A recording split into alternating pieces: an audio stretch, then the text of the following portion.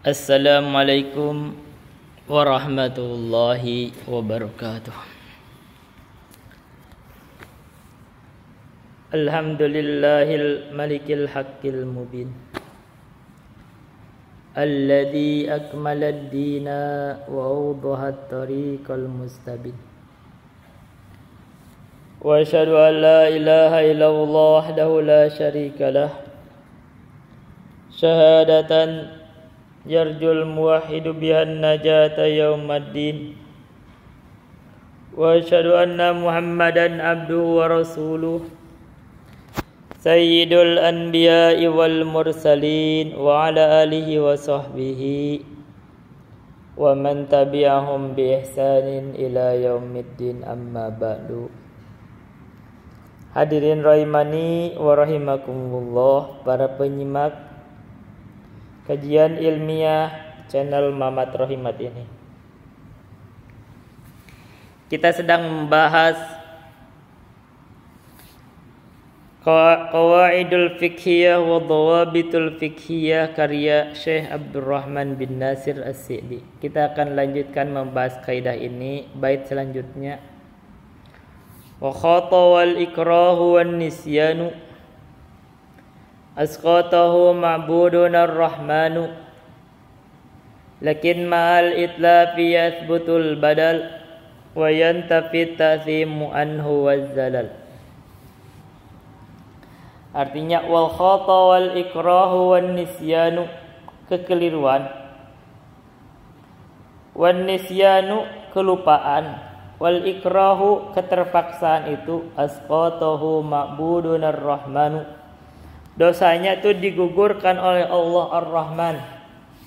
Jadi kalau orang berbuat karena khata, karena keliru, tidak bermaksud mengerjakannya keliru, atau nisyan atau lupa, atau ikrah dipaksa, maka asqatahu ma'budun ar-rahmanu, maka dosanya itu digugurkan oleh Allah Ar-Rahman yang Maha Penyayang.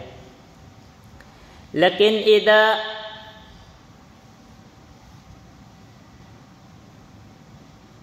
wal khata wal ikrahu wan nisyanu asqatahu ma'budun ar-rahmanu lakin ma'al itlafi yathbutul badal wa yantafi ta'thimu anhu wazzalal.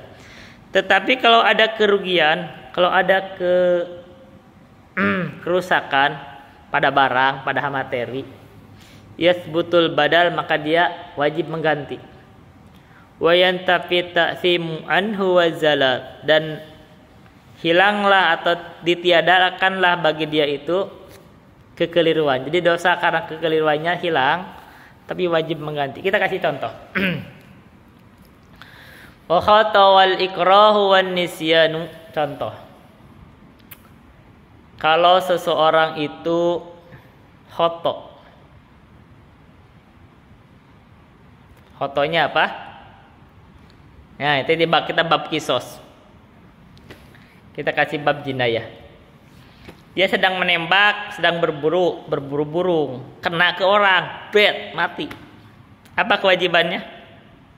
Dia tidak dosa, enggak dosa, enggak. Maka tidak sengaja, saya tidak niat membunuh.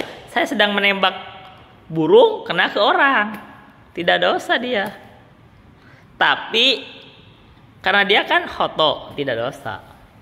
Tapi tetap ada ganti. Apa gantinya? Lakin mal itlafi yathbutul badal. Dia harus mengganti dengan bayar diyah. Dia tidak dikisos. Diyahnya itu 100 unta. Kenapa? Kan saya tidak sengaja. Kamu membunuh orang, gitu. Tidak sengaja, walaupun tidak sengaja membuat orang terbunuh, maka kamu ganti itu bayarannya itu ke keluarganya. Karena keluarganya orang itu kadang itu misalkan ayahnya dia mati, biasanya cari kerja, dia tidak sengaja terbunuh, takdir dia. Tapi keluarganya kan yang biasanya cari kerja buat keluarganya, dia nggak dapat penghasilan, makanya ganti itu nilainya 100 unta. Tapi yang diringankan, ya misalkan kita udah lewat itu pembahasannya, saya lupa urutannya kan ada, biasanya karena Karena diringankan itu untanya yang kecil-kecil gitu loh. Kalau yang diberatkan itu untanya 100 unta maupun dia, tapi yang berat-berat gitu. Gitu 100 unta. Atau di kimahnya itu 1000 dinar. Jadi 1000 dinar itu 4250 gram emas. Jadi kalau sekarang harga emasnya itu 2 juta, misal ya 2 juta, berarti 8,5 miliar. Yang gitu. 8,5 miliar. Kalau dia ringan tuh anggaplah begitu. Tapi kalau diberatkan itu tambah sepertiga gitu. Jadi sepertiga, jadi satu sepertiganya kali 8,5 miliar. Berapa itu bayar? Itu kalau dia yang disengaja tapi dimaafkan. Tapi kalau dia khoto, dia tidak dosa, tapi dia tetap bayar di diahnya itu adalah 100 unta yang diringankan, yang itu yang unta kecil-kecil ya, anggaplah gitu. Kalau misalkan untanya, kalau pakai unta ya, kalau unta itu rata-ratanya, karena kan banyak yang kecilnya, harganya ya terserah. Ini kita bicarakan unta berapa harganya, kan sekarang kita katakan sebagai contohan dong ya. Kalau unta itu harganya sekitar 50 juta misalkan, ya berarti 5 miliar. Kalau dikimah dengan dinar itu 1000 dinar. Itu emas berapa? Emas itu 4.250 gram. Ya itu sekarang harga emas ya 1,7 juta misalkan gitu kan. Itu dikalikan aja. Ini contoh gampang. Ya jadi gitu. Lakin mal itlafi yathbutul badal.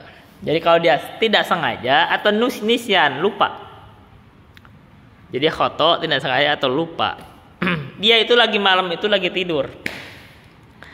Malam-malam lagi tidur, lupa berarti kan, tidak sadar ya, tidak sengaja atau lupa. Tiba-tiba bangun, ambil bedok, nyembelih sapi tetangga. Nah gitu, nggak dosa dia nyembelihnya, udah nggak dosa.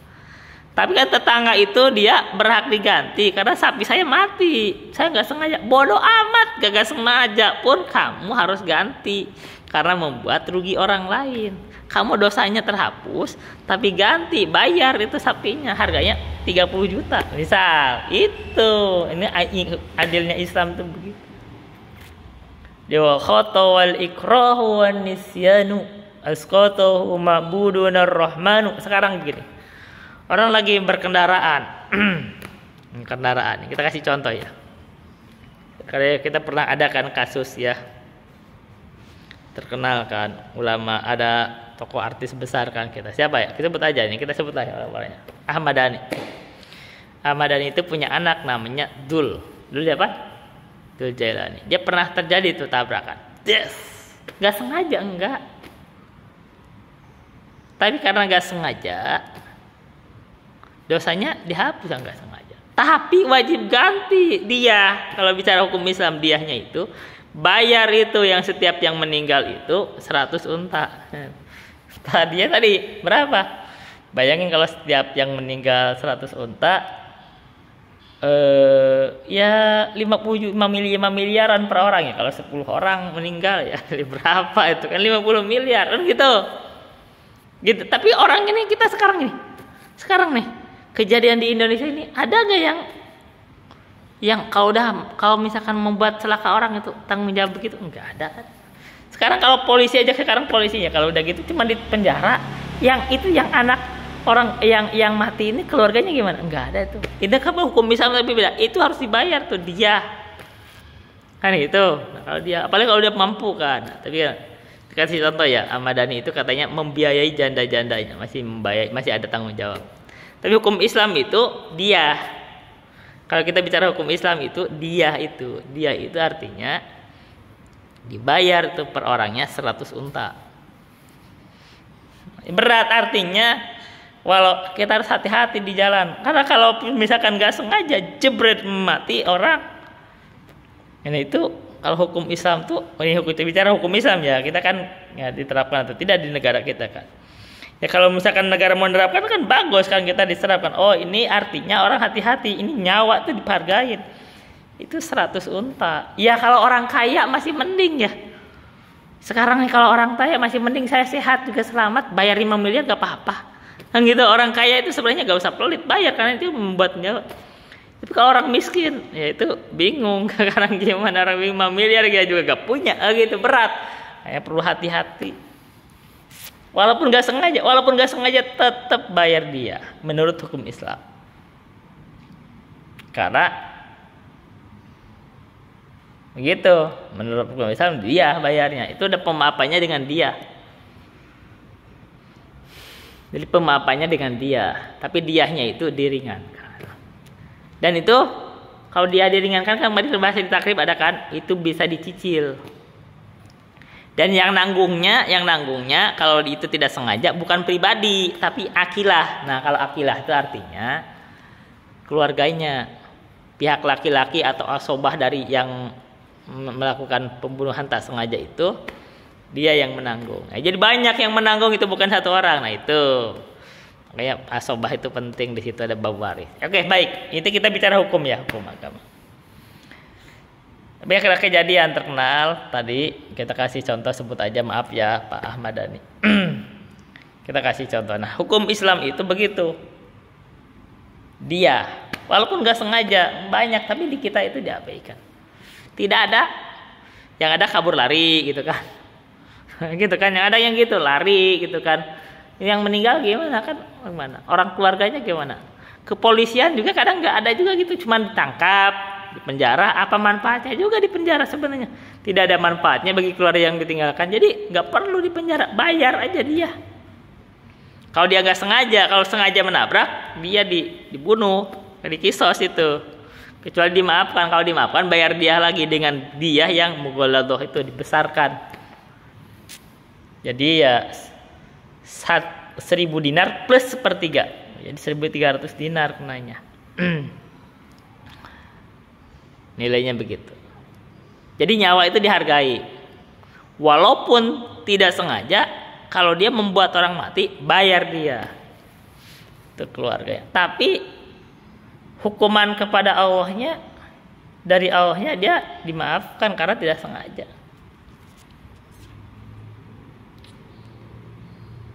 Hukumannya dimaafkan. Wa khatawal ikrahu wan nisyanu asqatahu ma'budunar rahmanu. Gitu khata. Katanya itu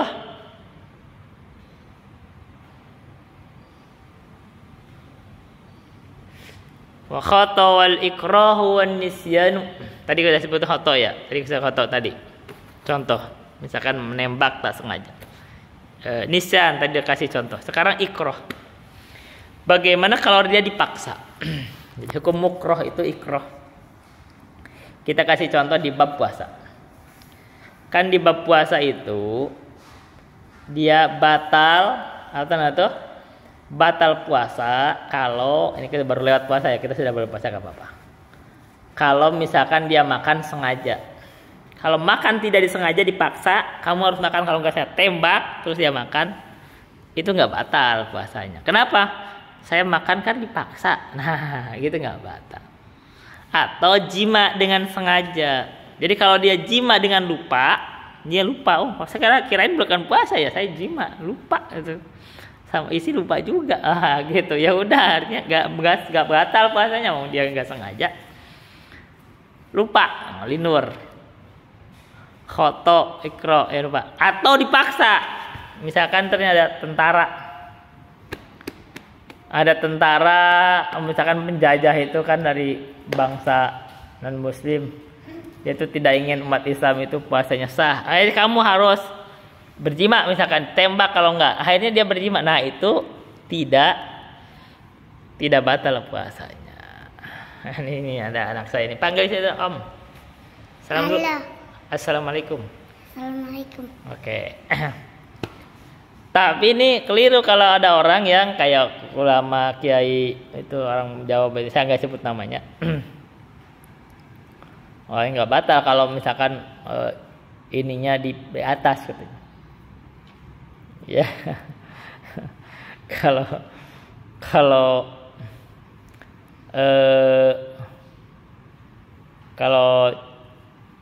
perempuannya di atas nggak batal. Nah, itu keliru tuh, bukan itu maksudnya, tapi ini maksudnya mukroh. Nah, sekarang gini, nah kita baca tuh tadi sarahnya. Bagaimana kalau orang yang diperkosa? Itu dosa tidak? Nah, kalau dia diperkosa, yang diperkosanya nggak dosa. Nggak dosa di situ. Itu. Kenapa? Kucing. Ya, ambil. Karena ada yang mukroh. Jadi yang mukroh itu tidak berdosa. Wa khatawal ikrahu wan nisyanu asqatahu ma'budunar rahmanu. Dihapus dosanya. Katanya Rasulullah bersabda, "Ufiyali ummati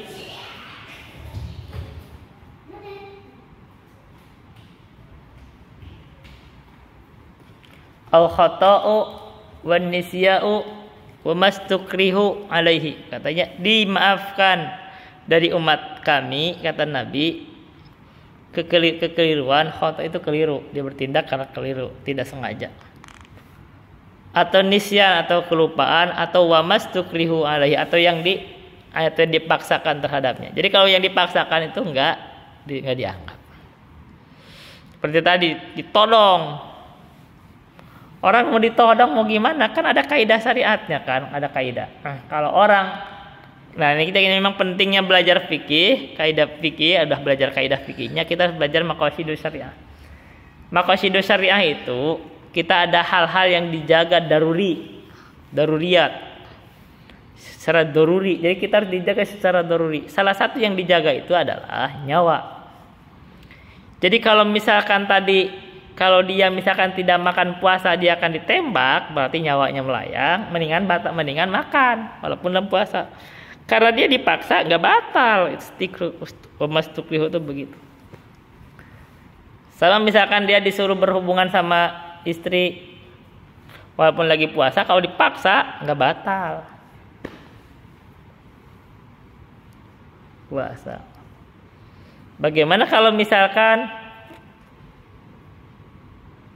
ini kita kasih contoh ini ya.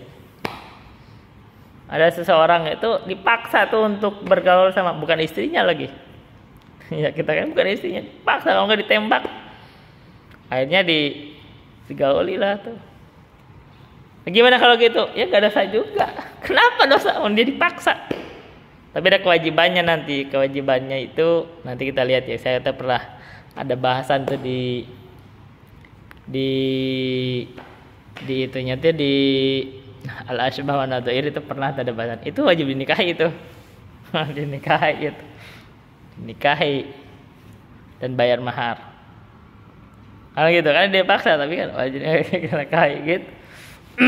Sekarang ini daripada dia mati, ya udah, daripada kamu mati tembak, ya kalau ada pemaksaan gitu ya lebih bagus gitu. Tapi konsekuensi ada, ya nikahi itu. Gitu. Jadi pada saat itunya dimaafkan, tapi dia harus nikahi. Apalagi? Wa mastukrihu. Jadi kalau dipaksa itu tidak dosa. Kalau dipaksa itu nggak dosa. Allah berfirman, la yukallifullahu bukan Allah ya, bukan ayat itu yang sebelumnya. Rabbana la tu'akhidna in nasina aw akhtana. Jadi Allah mengajarkan kepada Nabi Muhammad dan umatnya untuk berdoa dengan doa ini. Rabbana la tu'akhidna. Ya Allah, Rabb kami, la tu'akhidna, jangan engkau siksa kami.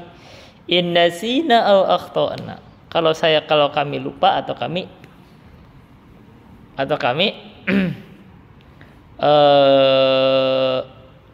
keliru. Maka itu artinya, itu doa, itu permintaan, itu Allah mengajarin, artinya Allah mengabulkan. Makanya di dalam riwayat lain tersebut qad fa'altu, sudah saya lakukan. Jadi kalau umat Islam ini dia melakukan kekeliruan atau melakukan kelupaan, maka diangkat dosanya, dan itu adalah keindahan umat Islam ini, keindahan hukum Islam. Kalau dia keliru itu tidak berdosa.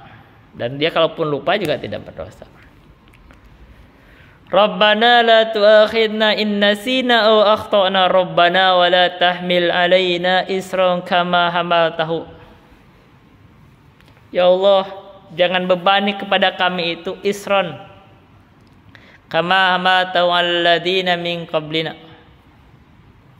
Sesuatu yang beban, kewajiban atau taklif yang sebagaimana engkau bebankan kepada umat sebelum kami. Jadi umat sebelum kita itu lebih berat. Jadi kayak Yahudi itu ada perintah tuh, kalau dia bertobat itu diperintahnya itu faqtulu anfusakum, bunuhlah diri-diri kalian. Nah gitu. Itu kan berat tobatnya Yahudi itu, Bani Israel itu.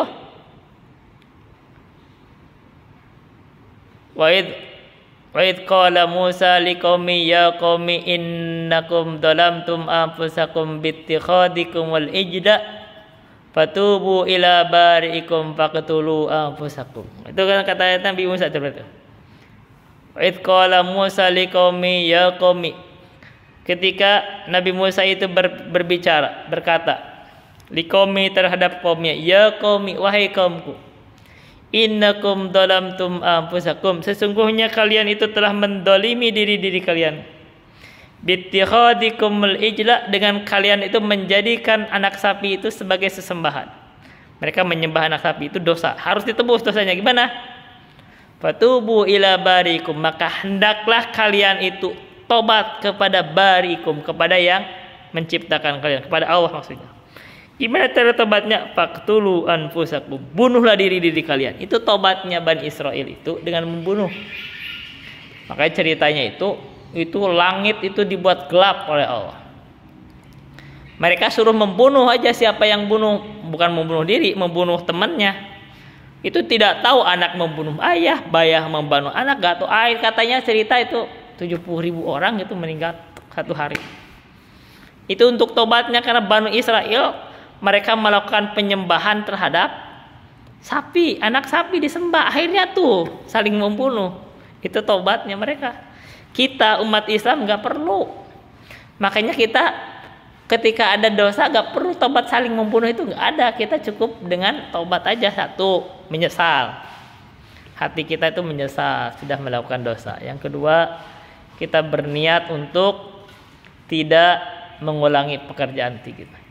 Yang ketiga kita itu meninggalkan pekerjaannya. Yang keempat, ikhlas. Ketika tobat itu ikhlas, tidak dipaksa, tidak karena apa. Yang kelima itu bertobat itu pada waktunya, yaitu kalau misalkan kita masih hidup, ya kita itu sebelum mati, maksudnya sebelum nyawa itu sampai tenggorokan gini, udah dicabut nyawa, udah bahasa Sundanya sesegrok. Nah kalau itu udah gak diterima itu.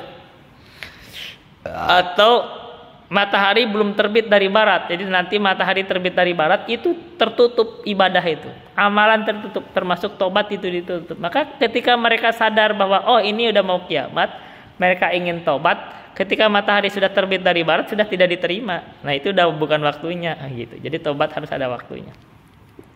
Dua waktunya tadi. Kalau misalkan dia untuk orang itu, kita setiap orang itu sebelum nyawa itu sampai ke sini tenggorokan. Karena diangkatnya disabutnya itu kan dari kaki cari ke atas. Nah itu nyawa itu begitu. Orang mau mati itu begitu. Jadi kalau sebelum sampai begitu dia masih diterima. Yang kedua, kalau dia sebelum matahari terbit dari barat. Sekarang kan terbit dari timur. Nanti Allah perintahkan matahari terbit dari barat.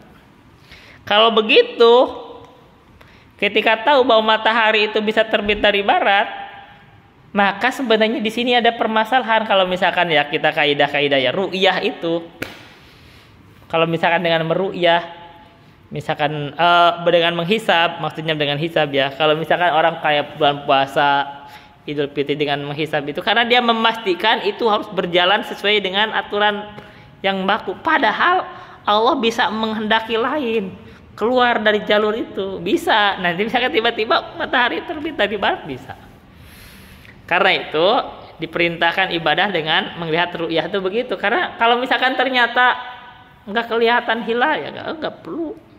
Kayak misalkan ini oh mau gerhana kan itu hukumnya sunnah sholat gerhana itu kalau melihat gerhana jangan dihitung karena ada kemungkinan tidak terjadi juga. Jadi itu dan memang kalau udah dihitung jadi kurang juga ya pengagungannya. Udah dihitung udah pasti begitu. Beda kalau gerhana itu kan orang itu ada khawatir dengan tanda-tanda keagungan Allah, makanya dia sholat khawatir gitu.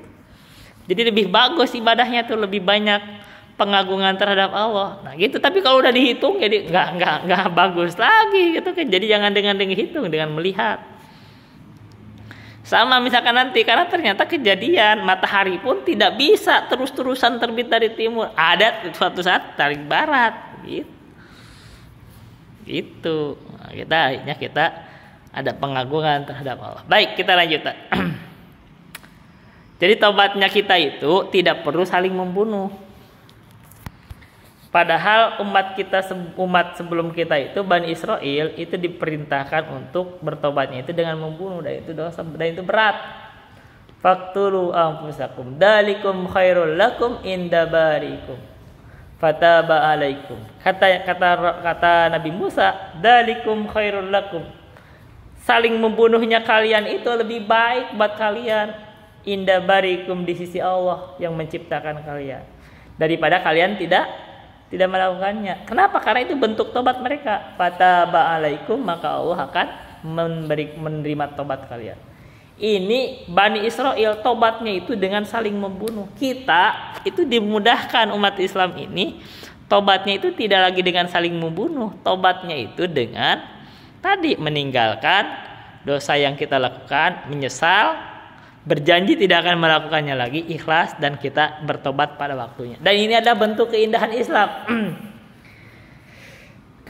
Karenanya Bani Israel, orang-orang Yahudi itu iri terhadap umat Islam. Kenapa? Karena umat Islam ini kok gampang ya aturannya. Iya, kenapa kamu gak mau ikut?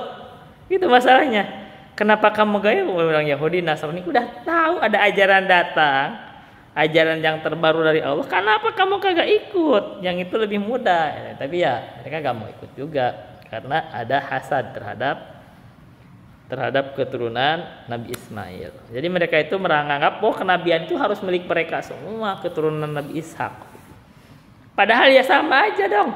Turunan kakaknya, turunan adiknya sama, itu turunan Nabi Ibrahim. Ya mereka biasa aja, itu warisan dari Allah. Itu maksudnya itu fadl Allah diberikan kepada siapa yang dikehendaki, mau dari keturunan Ismail, mau dari keturunan Ishak, ya sama aja, kita harus terima. Dan ini indahnya kita umat Islam, kita mengimani semuanya, kita mengagungkan semuanya, kita memuliakan semua nabi, dari nabi keturunan Ishak, kita dari nabi keturunan Ismail, terus sampai Nabi Adam, kita hormati semuanya. Gitu, itu indahnya umat Islam. Jadi umat Islam itu berikan keadilan oleh Allah, itu menjadikan umat Islam ini umat yang wasaton, umat yang terbaik, pertengahan. Kenapa? Karena mengimani semua para nabi, semua rasul diimani. Beda sama Yahudi. Mereka itu mengingkari Nabi Isa. Yahudi itu mengingkari Nabi Isa, bahkan mereka menganggap membunuh Nabi Isa dosa, dari itu kafir terhadap Nabi Isa. Dan mengingkari Nabi Muhammad. Nasrani itu mengingkari Nabi Muhammad. Kita ini mengimani seluruh nabi. Baik, kita ulangi. Rabbana la tu'akhidna in nasina aw akhtana. Rabbana wa la tahmil alaina isran kama hamaltahu 'alal ladzina min qablina. Rabbana wa la tuhammilna ma la taqata lana bih. Ya Allah, Rabbana la tuhammilna ma la taqata lana bih. Jangan kau bebani. Kalau udah sampai 30 ininya, ya. Udah ya. Rabbana la tuhammilna Rabbana la tuhammilna ma la taqata lana bih. Janganlah engkau bebanin kami itu terhadap sesuatu yang kami itu tidak mampu. Ini indahnya Islam itu, kalau tidak mampu, kemarin disebutkan tidak diberikan kewajiban. Karena itu la yukallifullahu nafsan illa wus'aha. Rabbana wa la tuhammilna ma la taqata lana bih wa'fu 'anna waghfir lana warhamna anta maulana fansurna 'alal qaumil kafirin. Nah, ini tidak dibebani karena ayat itu kan sambungan la yukallifullahu nafsan illa wus'aha laha ma kasabat wa 'alaiha maktasabat. Itu kelanjutan dari. Jadi kita itu dibebani oleh Allah itu sesuatu yang tidak kita mampu. Jadi kita itu hanya dibebani oleh Allah yang kita mampu. Karena itu dalam kaidah kemarin kan disebut walaisa wajibun bila qatidari wala muharramun ma'adtirari. Tidak ada yang diwajibkan bagi orang yang tidak mampu. Tidak pula diharamkan bagi orang yang darurat. Jadi kan haram aja kalau darurat. Kayak daging babi aja, babi haram ya kalau dia itu ada makanan lain. Kalau nggak ada makanan lain darurat membuat mati, boleh makan daging babi sekedar menjaga nyawa. Oke, baik. Jadi wa khata wal ikrahu wan nisyanu asqatahu ma'budun ar-rahmanu lakin mal itlafiyah butul badal wa yantafi ta'zimu anhu wazzala. Tapi kalau misalkan dia itu tadi lupa atau misalkan tidak sengaja membuat kerusakan, misalkan materi, maka wajib diganti. Sekarang bagaimana kalau orang itu dipaksa untuk membunuh?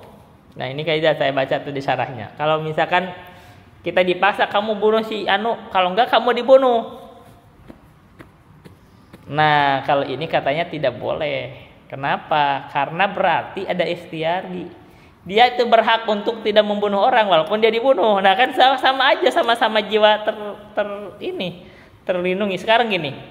Kalau orang lain dibunuh kan hilang nyawanya.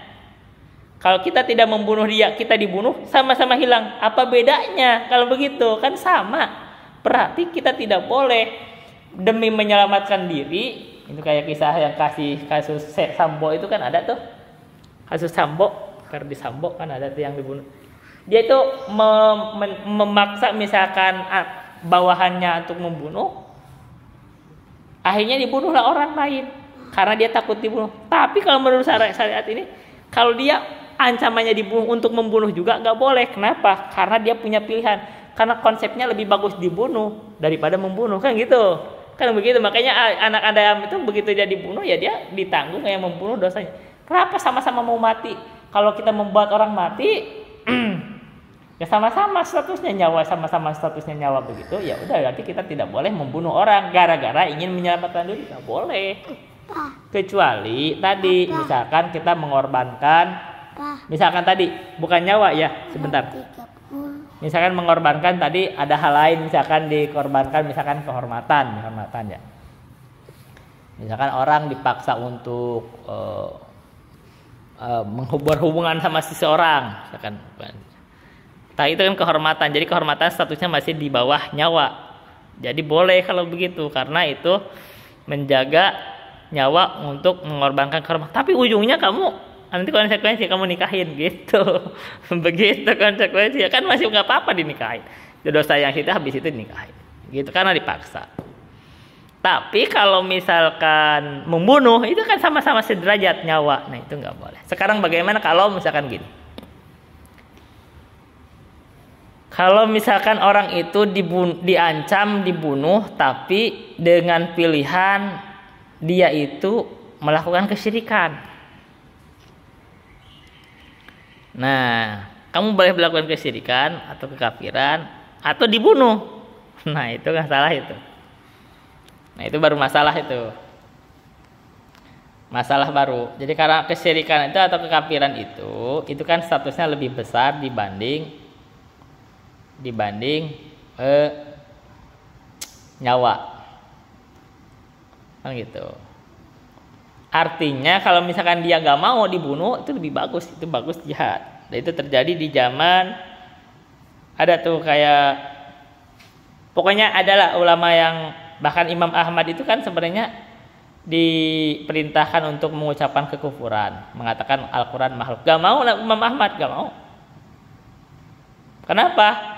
Karena dia madorotnya ngelihat juga nih kalau misalkan dia mengucapkan iya Al-Quran makhluk dicatat sama semua orang sesat seluruh manusia. Imam Ahmad lebih bagus mati. Nah gitu karena menjaga agama.